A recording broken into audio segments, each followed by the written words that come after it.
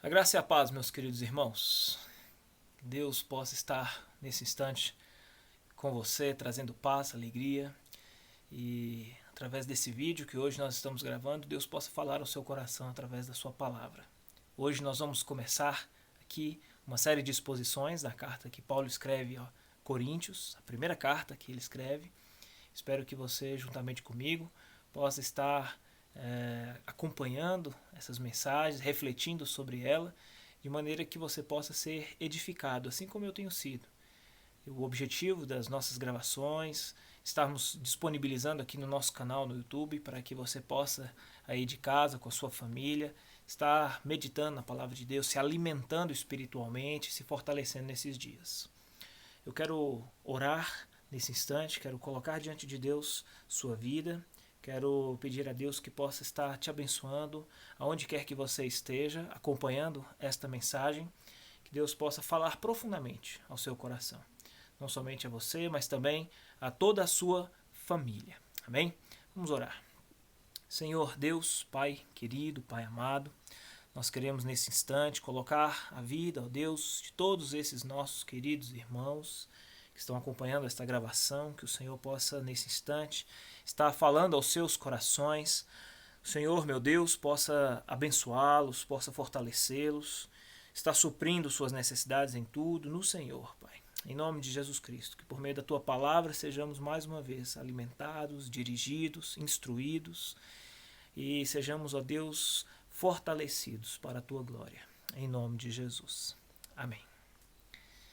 Meus queridos irmãos, apesar de estarmos ainda vivendo esse período de quarentena, esse período de pandemia, nós temos nos alegrado muito em Deus de poder estar agora dando a nós uma esperança de uma melhora nesse cenário atual que nós estamos vivendo. Alguns municípios estão aí flexibilizando através dos seus decretos municipais, né? Hoje algumas igrejas já podem ter suas reuniões semanais.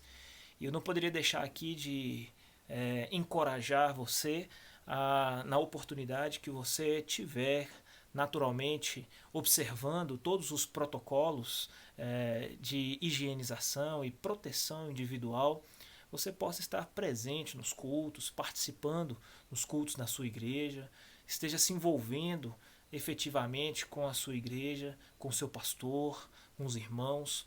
Naturalmente, toda mensagem que é gravada fielmente sobre a meditação da palavra de Deus pela internet, ela será sempre muito bem-vinda, naturalmente. Nosso objetivo aqui é poder estar transmitindo essa mensagem a você durante os dias que você não pode estar na igreja, dos dias que você está em casa com a sua família, que Deus esteja fortalecendo a sua vida, né? Ou se você estiver a caminho do trabalho, né, durante o dia, ou fazendo qualquer outra coisa e puder acompanhar essa mensagem, meditar nela, será algo muito importante. Mas em outros momentos que você puder estar com a sua igreja, se você não fizer parte do grupo de risco, né, e estiver atendendo aí a todas as exigências do decreto do município em que você mora, você possa estar realmente junto com a sua igreja. Falando sobre igreja, naturalmente, nós vamos estar, a partir deste vídeo agora, introduzindo aqui as exposições da primeira carta de Paulo aos Coríntios. Essa carta, meus irmãos, fala profundamente ao meu coração. Fala diretamente sobre a nossa essência como igreja. Nós aprendemos muitas lições preciosas que foram dirigidas pelo apóstolo Paulo a esta igreja. E nós vamos narrar aqui, nesse primeiro vídeo, o contexto histórico, o contexto social e a maneira como Paulo introduz o início aqui dessa mensagem, dessa carta. Okay? A partir do segundo vídeo, dos próximos, nós vamos avançando aí dentro da estrutura que o próprio texto vai nos oferecer. A princípio, quero convidar você a abrir a sua Bíblia na primeira carta de Paulo aos Coríntios, capítulo 1. Nós vamos ler os 3 primeiros versículos deste primeiro capítulo. Nós vamos estar meditando na maneira como Paulo ele faz a introdução dessa carta. Sem dúvida nenhuma, eu creio em meu coração que não há sequer uma vírgula na Bíblia que não seja importante para a nossa edificação, para a nossa reflexão e nosso crescimento espiritual. Nós não podemos desprezar nenhuma vírgula sequer da palavra de Deus. Aqueles textos, né, conhecidíssimos por serem textos difíceis de estar lendo, como genealogias, né, aquelas saudações finais em que os apóstolos, ao escrever suas cartas, suas epístolas, fazem ao final delas. Cada texto como esse traz consigo algumas lições preciosas que podem sim ser meditadas, refletidas, né, e extrair dali essas lições para aplicar em nossa vida. Amém? Nós vamos hoje ler os 3 primeiros versículos, apenas a introdução dessa carta. Então, se você já abriu a sua Bíblia aí, se você está com a sua Bíblia em mãos, vamos acompanhar a leitura desse texto. 1 Coríntios, capítulo 1, verso 1 até o verso 3. Diz assim: Paulo, chamado para ser apóstolo de Jesus Cristo pela vontade de Deus, e o irmão Sóstenes. A igreja de Deus em Corinto, aos santificados em Cristo Jesus, chamados para serem santos, com todos os que em todo lugar invocam o nome do Senhor Jesus Cristo, Senhor deles e nosso. Graça e paz sejam convosco, da parte de Deus, nosso Pai, e do nosso Senhor Jesus Cristo. Amém? Quero apenas trazer aqui um resumo básico, né, para que você tenha uma clareza, uma visão sobre o contexto histórico e social dessa carta em que Paulo escreve. Paulo ele chega na cidade de Corinto, uma cidade essencialmente grega, uma cidade portuária, uma importante rota comercial do Império Romano. Nos dias que o apóstolo Paulo vivia, nós estamos falando aqui aproximadamente do ano 55 da era cristã. Paulo ele desembarca nessa cidade por ocasião da sua segunda viagem missionária. E assim que ele chega em Corinto, ele procura um lugar propício onde ele possa estar pregando o Evangelho, anunciando a palavra de Deus ali. É interessante nós notarmos que a cidade de Corinto era uma cidade bem peculiar. Apesar de ser uma cidade portuária, e por causa disso havia um fluxo muito grande de pessoas de diversas nacionalidades, pessoas de diversas culturas, diversas crenças. Essas pessoas chegavam até essa cidade e logo buscavam uma maneira de ter um lazer, né, ter uma atração turística. Havia um templo a deusa Afrodite ali. Inclusive, conta-se alguns historiadores relatam, né, defendem essa ideia de que haviam sacerdotisas nesse templo de Afrodite. Eram prostitutas cultuais que raspavam as suas cabeças, e os seus rituais dentro do templo a deusa Afrodite eram verdadeiras promiscuidades, né? Elas realizavam sacrifícios sexuais diante de um altar. E isso atraía muito o público turístico na cidade de Corinto, né? As pessoas vinham de diversos lugares, marinheiros, né? Desembarcavam ali no porto de Corinto e logo buscavam, né, uma maneira de poder satisfazer-se ali naquele lugar. É uma cidade idólatra, uma cidade promíscua, e é nesse contexto de bagunça, um contexto de perversidades e depravações que o apóstolo Paulo chega. Quando o apóstolo Paulo chega, ele logo vai de encontro a uma pequena comunidade judaica que havia ali. Havia uma pequena sinagoga, e ali Paulo trata de se apresentar e logo recebe a oportunidade para poder pregar o evangelho. E isso logo acontece, de maneira que Paulo anuncia o evangelho, prega ali durante alguns dias. Algumas pessoas chegam inclusive a se converter ao evangelho do Senhor Jesus Cristo. Nós temos ali 2 nomes, um casal, né, muito amigo, que se tornou grandes amigos do apóstolo Paulo, que é Priscila e Áquila. Né? Esse casal se tornou importantes cooperadores dentro do ministério do apóstolo Paulo. Né? E depois de algum tempo, o apóstolo Paulo, pregando o evangelho dentro daquela sinagoga, ele anunciava Jesus como o Messias, como o Senhor, o Salvador prometido, desde o Antigo Testamento, pelos profetas. Né? E isso trouxe um certo desconforto aos fariseus, aos líderes religiosos daquela sinagoga onde Paulo se encontrava.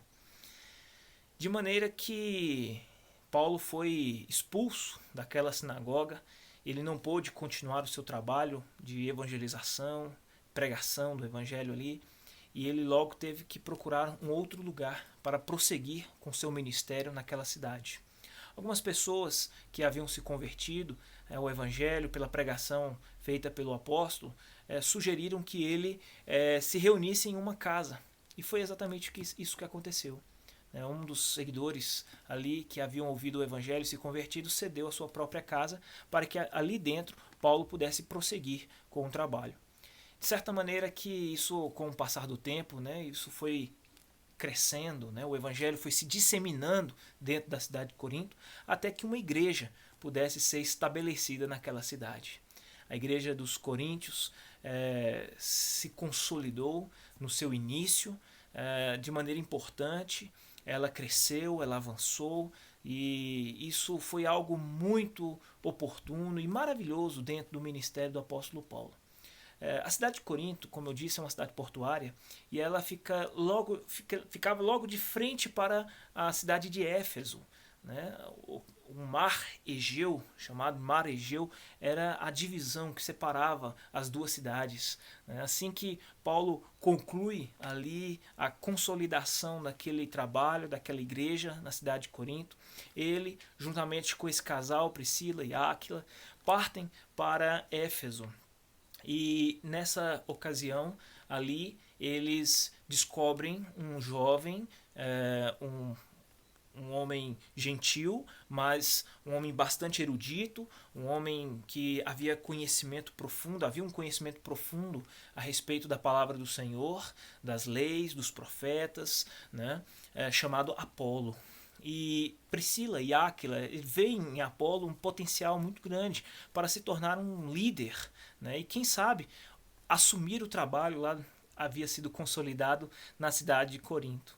E logo eles percebem que, apesar de sua erudição, de sua oratória, de suas propriedades na palavra, havia ainda uma necessidade de um melhor aprofundamento na palavra do Senhor, no conhecimento da verdade. E assim Priscila e Áquila se dedicam a discipular Apolo para que ele pudesse amadurecer e crescer um pouco mais. E isso é feito, de maneira que Apolo é enviado a Corinto para que ele pudesse assumir o trabalho ali. Perceba que logo nesse início, aproximadamente ali durante 2 ou 3 anos, em que o apóstolo Paulo esteve trabalhando na cidade de Corinto e depois finalizando o trabalho e partindo dali, logo em seguida vem o trabalho de Apolo como líder daquela igreja, como pastor daquela igreja de Corinto. Com o passar do tempo, um grupo de cristãos convertidos de origem judaica haviam atravessado a cidade de Corinto de uma ponta a outra. Esses cristãos haviam se convertido pela pregação do apóstolo Pedro e haviam seguido o apóstolo Pedro durante um bom tempo, sendo discipulados por ele. Depois de certo tempo, eles saíram desse ponto da cidade de Corinto e atravessaram a cidade e chegaram lá e encontraram a igreja dos coríntios ali consolidada. E eles decidiram então se integrar àquela igreja, de maneira que a igreja pôde receber esses irmãos e ser fortalecida ainda mais, assim, ainda mais do que ela estava já sendo pelo trabalho que Apolo estava realizando ali. Então nós temos ali um grupo que conhecia Pedro, mas nunca havia ouvido falar a respeito de Apolo ou de Paulo. Nós temos um grupo de cristãos ali que haviam sido plantados ali pelo ministério do apóstolo Paulo e que logo em seguida estavam sendo pastoreados por Apolo. Naturalmente, pelo trabalho de Apolo, outros cristãos também haviam surgido e integrado aquele trabalho. Nós vamos perceber naturalmente que essa realidade ela vai se voltar contra ao cenário da igreja de Corinto, onde uma divisão no meio do corpo irá fazer com que um grupo de pessoas diga, eu sou de Pedro, outro vai dizer, eu sou de Apolo, o outro vai dizer, eu sou de Paulo, e ainda um grupo de rebeldes, um grupo de pessoas que não estavam dispostas a se submeter à autoridade de ninguém, dizia eu sou de Cristo, mas não porque eram santos, não porque eram de fato pessoas que estavam se dedicando e se entregando ao senhorio de Cristo, não, é porque eles de fato não estavam desejosos em estar sob a autoridade de um pastor ou de um líder. Por isso eles se diziam ser de Cristo. Mas esse é um cenário para depois, numa futura exposição que nós vamos fazer sobre esse aspecto, né? Esse pecado de divisão no corpo que foi praticado e vivenciado na realidade da Igreja dos Coríntios. Mas inicialmente nós temos esse contexto histórico, esse contexto social que envolvia a Igreja dos Coríntios e que permitiu que aquela igreja, em um cenário de depravação, de imoralidade, de promiscuidade, de idolatria, ela fosse plantada naquele lugar e assim pudesse ser consolidada pela pregação do Evangelho. Nós vamos perceber que depois de algum tempo, né, a igreja dos Coríntios ela vai começar a ceder a algumas pressões do mundo que o envolvia ali. Nós, como dissemos, a cidade de Corinto não era uma cidade fácil. Era uma cidade que estava rodeada de pecados terríveis. E estes pecados, de certa forma, rondavam a igreja dos coríntios e pressionavam ela, tentavam ela. E houve um determinado momento em que essa igreja ela cedeu às pressões do mundo externo. Ela abriu as suas portas e permitiu que todos os pecados que eram praticados pela cidade, pelos moradores daquela cidade, pelos turistas, né, que vinham até ali para poder compartilhar, né, dos seus prazeres carnais, né, elas passam a se adentrar ao seio da igreja dos coríntios, passa a fazer parte da realidade eclesiástica daquela igreja, né? E nós vamos perceber que essa realidade que passou a ser vivida pela igreja dos coríntios, ela foi transmitida como uma forma de recado ao apóstolo Paulo. E quando a notícia da situação em que a igreja dos coríntios se encontrava chega aos ouvidos do apóstolo Paulo, mais que depressa, o apóstolo Paulo se dedica a escrever uma carta. Uma vez que estava sendo impedido de poder estar presencialmente ali na cidade de Corinto, ele deseja então transmitir sua mensagem através de cartas. Alguns historiadores vão dizer que, inclusive, o apóstolo Paulo teria escrito pelo menos umas 5 cartas à cidade, à igreja dos coríntios. Né? Nós, no nosso cânon atual aqui, nós temos apenas 2 cartas, mas são cartas mais do que suficientes para nos mostrar a realidade em que essa igreja ela se encontrava, a maneira como ela se afastou do verdadeiro evangelho que foi pregado pelo apóstolo Paulo lá atrás, na sua fundação, a maneira como ela caminhou por um caminho totalmente contrário à vontade de Deus para a sua vida, e Paulo, preocupado com isso, decide enviar essa carta. Vamos observar esses 3 versículos que Paulo ele escreve nessa carta. Ele inicia esses 3 primeiros versículos como uma forma de introdução da carta, mas mesmo que seja uma introdução, nós já conseguimos perceber o tom em que ele vai caminhar por dentro dessa carta, através da sua mensagem. Nós já vamos perceber como que Paulo ele já vai demonstrar suas reais intenções ao escrever essa carta e transmitir àquela igreja que vivia uma realidade realmente devastadora pelo pecado. Ele começa dizendo: Paulo, chamado para ser apóstolo de Jesus Cristo pela vontade de Deus, e o irmão Sóstenes. Veja só esse primeiro capítulo, versículo 1, no início dessa carta, a maneira como Paulo introduz. Nós vamos lá na frente, né, perceber nessa própria carta, né, de 1 Coríntios, que muitos cristãos naquela igreja chegaram a questionar a autoridade apostólica de Paulo. Muitos vão se levantar contra Paulo para dizer quem realmente foi que chamou Paulo para ser apóstolo, quem foi que deu a ele autoridade para ser apóstolo e para escrever essas cartas sobre as igrejas. E isso é algo preocupante, né? Nós vamos perceber que muitas vezes você, como líder de uma igreja, nós vamos É nítido isso na história e na vida, no ministério de Paulo, né? Muitas vezes você vai se dedicar a uma igreja, você vai pregar o evangelho, você vai dar o melhor de si para ela, mas muitas vezes isso não será o suficiente. E muitas vezes ele poderá se voltar contra você e dizer assim, quem é você para falar alguma coisa aqui? Né? Então isso realmente é algo que corta o coração. Eu imagino que deve ter cortado o coração de Paulo naquele instante. Paulo havia dedicado a sua vida no início, mas muitas pessoas que chegaram depois, que Paulo já havia ido embora, não haviam conhecido Paulo, não havia estado com ele nos seus sofrimentos, né? na sua devoção, na sua entrega ministerial ali naquela cidade, a consolidar aquela igreja. E Paulo ele inicia essa carta dando sinais de que a sua autoridade como apóstolo ela não vem dele mesmo. Ele não se autoproclamou apóstolo. Ele não colocou a mão na sua cabeça e disse, a partir de hoje, em nome do Pai, do Filho e do Espírito Santo, eu serei apóstolo. Não, não. O que ele diz aí? Versículo 1. Paulo, chamado para ser apóstolo. Quando ele diz chamado para ser apóstolo, ele está mostrando que alguém o chamou.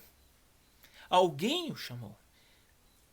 Não foi da sua própria vontade. Não foi ele mesmo que se autoproclamou. Ele foi chamado para ser apóstolo. E chamado por quem? No próprio versículo 1 vai dizer que ele foi chamado para ser apóstolo de Jesus Cristo pela vontade de Deus. Então, se ele escreve essas palavras, se ele dirige a essa igreja essa mensagem, é pela vontade de Deus, é pela autoridade que Deus lhe concedeu para ser apóstolo, para ser missionário, pregador do evangelho, proclamador da mensagem. Nós fomos chamados por Deus para trazer ao seu coração a palavra dele com fidelidade. Temos responsabilidade com essa mensagem. E quando nós fazemos isso, é para o bem do povo de Deus. É para que Cristo seja glorificado na igreja. Essa é a real intenção que Paulo, logo no início, no primeiro versículo, na introdução dessa carta, ele já deixa bem claro para nós. Nós vamos também perceber outras lições importantes aqui na introdução dessa carta. No versículo 2 vai dizer assim: a igreja de Deus em Corinto. A igreja de Deus em Corinto. Ele poderia se referir assim, a igreja que está em Corinto. Ou a igreja dos coríntios. Não. Ele diz, a igreja de Deus em Corinto. Isso nos mostra, meus queridos irmãos, que pode haver mais de uma igreja. Pode haver na igreja pessoas que se acham membros desse corpo. Pessoas que acreditam que pelo simples fato de estar em uma igreja está salvo. Nós sabemos que nem todos os que estão na igreja são salvos. Nem todos aqueles que convivem conosco no mesmo ambiente do corpo de Cristo podem compartilhar do ambiente da fé, do ambiente do Espírito, mas não necessariamente ele seja salvo, convertido genuinamente. Por isso, Paulo ele não perde tempo com essas pessoas. Paulo ele não quer perder tempo com aqueles que não fazem parte do corpo, mesmo que estejam ali, junto deles. Mesmo que estejam ali só para atrapalhar. Pessoas que estão ali só para causar confusão. Pessoas que estão ali para influenciar os outros para o mal. Paulo não quer perder tempo com essas pessoas. Paulo direciona essa mensagem para aqueles que ele sabe que irá dar ouvidos, porque reconhece que a fonte de autoridade dessa mensagem não é do próprio Paulo, é de Deus. Ele se volta à igreja de Deus que está em Corinto. A igreja que pertence ao Senhor. A igreja que foi lavada e remida pelo sangue do Cordeiro. É essa igreja que Paulo direciona essa mensagem. É essa igreja que vai ouvir essa mensagem e dará lugar em seu coração a cada palavra que será dita nela, para que de alguma maneira sua vida seja moldada, transformada e possa provar de uma mudança genuína que glorifica o Senhor. Ele prossegue dizendo, a igreja de Deus em Corinto, aos santificados em Cristo Jesus, chamados para serem santos. Veja só isso, que maravilha. Paulo está falando aqui para aqueles que não somente foram santificados, aqueles que tiveram suas transgressões apagadas pelo sangue de Jesus, aqueles que tiveram seus pecados perdoados, mas aqueles que foram chamados para viver em santidade. Talvez muitas pessoas achem que o fato de terem levantado a mão no apelo, talvez o fato de simplesmente terem um dia dito sim ao Senhor Jesus Cristo, que não importa mais o resto. Que a pessoa possa viver a mesma vida que ela sempre viveu. Que agora ela faz parte de uma igreja. E que agora ela está salva. Ela está livre da condenação. Nós percebemos, meus irmãos, que existem muitas pessoas que aceitam a Jesus Cristo, entre aspas, somente como Salvador e não como Senhor. Qual é a diferença de se aceitar a Jesus Cristo somente como Salvador e não como Senhor? Muitas pessoas querem um Jesus que os livre da condenação, que os livre do inferno, da morte eterna. Mas no que diz respeito a ser Senhor, elas não querem serem governadas por Ele. Acontece que Jesus ele não pode ser aceito apenas como Salvador, mas também como Senhor. Ele não quer apenas livrar você da morte eterna, livrar você do inferno, perdoar os seus pecados, te purificar, lavar a sua vida e deixar você limpo, com vestes limpas, purificado, mas Ele quer ser Senhor sobre a sua vida. Ele quer governar a sua vida por inteiro. Ele quer que você viva seguindo o caminho dele, os ensinamentos da palavra de Deus, para que você seja guiado por Ele, vivendo uma vida, sobretudo, de santidade e obediência. Ele não somente separou você do mundo e purificou você com o sangue dele, como Ele deseja que você viva dia após dia em santidade, em separação do mundo e do pecado. Então veja como Paulo introduz essa carta. Ele já introduz dando aqui sinais de sua intenção real, daquilo que mais tarde ele vai ampliar, de maneira que a mensagem ela possa realmente ficar clara no entendimento daqueles irmãos. Ele já tinha notícias, ele já tinha ciência da condição espiritual em que a igreja dos Coríntios já vivia, do afastamento que eles tiveram, que eles passaram a ter em relação à palavra de Deus, ao evangelho que lhes foi pregado e anunciado com tanto afinco pelo apóstolo Paulo. Eles haviam se distanciado da verdade, estavam dando lugar ao pecado, à depravação, à imoralidade do mundo lá fora. Estava cedendo à pressão do mundo e se afastando de Deus. Então ele, desde o princípio, ele já mostra quais são as suas reais intenções, desde a introdução dessa carta. Vamos avançar um pouco mais.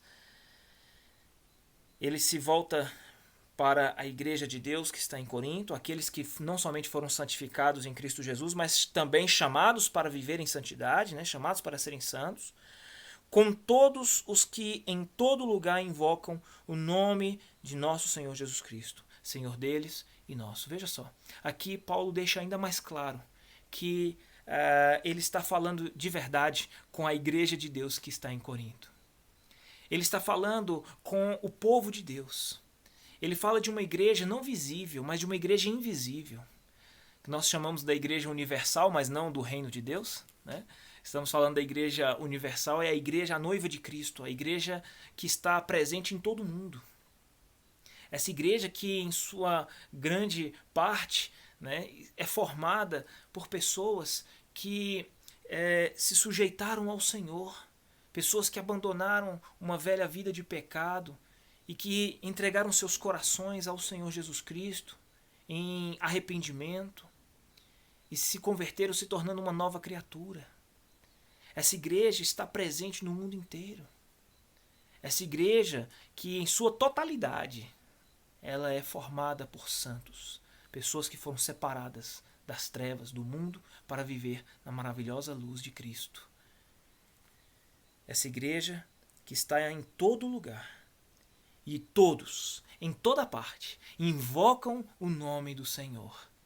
Este que é Senhor não somente da igreja que está em Corinto, mas também da igreja do Senhor que está presente em toda a terra. Nós vamos recapitular aqui, dizendo, primeiro, Paulo, chamado para ser apóstolo do Senhor Jesus Cristo. A fonte de sua autoridade, ela vem de Deus. Ele é chamado por Deus e traz consigo a responsabilidade de transmitir a mensagem do Senhor aos corações desses irmãos. Ele foi chamado pela vontade de Deus e não pela sua própria vontade. Ele ali é apenas um representante, um embaixador, o porta-voz do Senhor. Aquele que está incumbido de dizer a verdade, corrigir, instruir, de poder disciplinar, de poder ser autêntico, sincero, verdadeiro. Não omitir a verdade do Senhor. Este Paulo se volta não a qualquer tipo de pessoa, não a qualquer tipo de igreja, mas ele se volta para a igreja verdadeira, a igreja do Senhor Jesus Cristo. Os santos que foram redimidos dos seus pecados, que foram purificados, não somente no início, no momento em que se entregaram ao Senhor Jesus Cristo a essa palavra, mas que decidiram a viver uma vida inteira de santidade, de obediência à palavra do Senhor. Estes que estão unidos ao corpo espiritual, a noiva de Cristo, que está presente em toda a terra, e que, unida de maneira uniforme, invoca o nome do Senhor. E esse Senhor, que é Senhor não somente deles, mas de todos, de toda a igreja dele. Verso 3, ele vai desejar algo importante. Ele vai dizer, graça e paz sejam convosco, da parte de Deus, nosso Pai, e do nosso Senhor Jesus Cristo. E aqui eu quero fechar essa parte introdutória na primeira carta de Paulo aos Coríntios. Graça e paz sejam convosco. É tão maravilhoso quando nós cristãos nos cumprimentamos com a graça e a paz do Senhor Jesus. Não existe nada melhor para se desejar a outro do que a graça e a paz do nosso Senhor Jesus Cristo. Essas saudações, elas são rotineiras, né? São muito comuns nas introduções do apóstolo Paulo em suas epístolas, em sua carta, e traz um significado muito profundo. Essas palavras mostram aqui a realidade na vida daquele que teve um encontro real com o Senhor Jesus Cristo e teve a sua vida completamente mudada. Por meio da graça do Senhor Jesus Cristo, nós fomos salvos, fomos redimidos, recebemos a salvação gratuitamente, fomos perdoados dos nossos pecados. E a consequência da manifestação dessa graça sobre a nossa vida é a nossa paz com Deus. Paulo escreve aos Romanos no capítulo 5, agora justificados, pois, temos paz com Deus. Essa paz não é ausência de problemas, de tormentos, de aflições, de tribulações. Não é a ausência de perturbação, não. Essa paz aqui é um sinônimo de bandeira branca. Traz consigo o mesmo sentido de você estar em guerra com alguém e aí você deseja se reconciliar com esse alguém. Então você levanta a sua bandeirinha branca. E a partir daquele momento em diante, você passa a estar em paz com a outra pessoa. Existe um perdão reconciliador entre essas duas partes. E aí o que passa a existir agora entre eles não é a guerra, mas a paz. Esse é o verdadeiro sentido da paz com Deus. Ou seja, através de Jesus Cristo, toda a nossa rebelião, toda a nossa guerra contra o Senhor, ela é cessada. Toda a ira de Deus que poderia se voltar contra nós, ela é retida pela manifestação da graça de Deus. E a partir dessa manifestação, nós passamos a experimentar paz com o nosso Senhor. Então, quando ele deseja a graça e a paz, ele está mostrando o retrato real da realidade, da condição espiritual, que é a igreja de Deus, que está em Corinto e que está presente em toda a terra, em todo o mundo, ela vivencia. Ela prova da graça de Deus e, como consequência dessa graça, ela passa a estar em paz com o Senhor. Essa é a introdução da carta que Paulo ele faz. E ele transmite essa mensagem ao coração desses irmãos.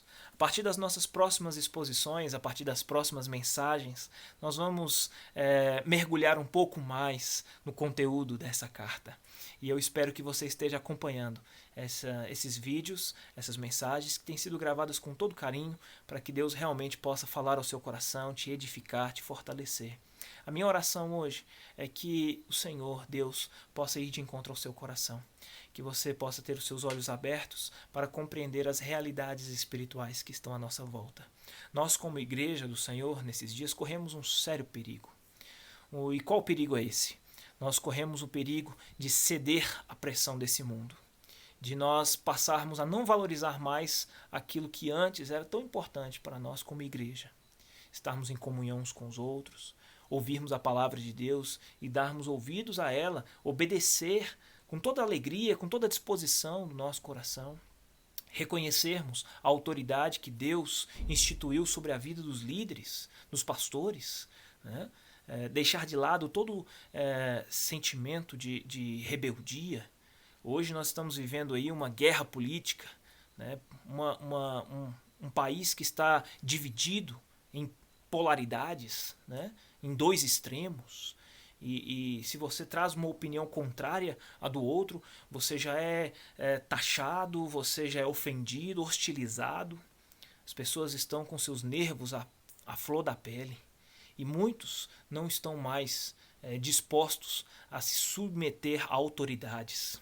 Pessoas estão aí se voltando para uma autoridade democraticamente instituída sobre a nação e hostilizam. E ridicularizam, e atacam, ofendem com palavras torpes. Vejo inclusive muitos cristãos agindo dessa forma. Se fazem isso com um presidente da república, imagina com um pastor da igreja. Imagine só isso. Imagine o que vai fazer com um pastor da igreja, então. Então nós percebemos como muitas pessoas realmente carregam muita influência do mundo hoje em dia. E devemos orar para que Deus realmente quebrante o nosso coração. Devemos clamar ao Senhor: Deus, eu não sou nada, eu não sou ninguém. Eu sou alguém que estava perdido. Como diz o hino, eu perdido pecador, longe do meu Senhor. Eu vivi assim, distante do Senhor, mas a tua graça me alcançou. De forma imerecida, eu fui salvo, fui perdoado. E hoje eu tenho esperança de vida eterna, de salvação. Esse sentimento de gratidão, de pertencer à noiva de Cristo, à igreja, de poder ter o privilégio de servir a Deus e aos meus irmãos, ele deve sempre estar presente, meus irmãos, em nossa consciência. Não podemos ceder à pressão desse mundo. Devemos compreender que a graça de Deus se manifestou e, como consequência desta graça, temos paz com Deus. Que Deus possa te abençoar, te fortalecer e te conduzir nesses dias no centro da vontade dele. Amém? Forte abraço e até o próximo vídeo.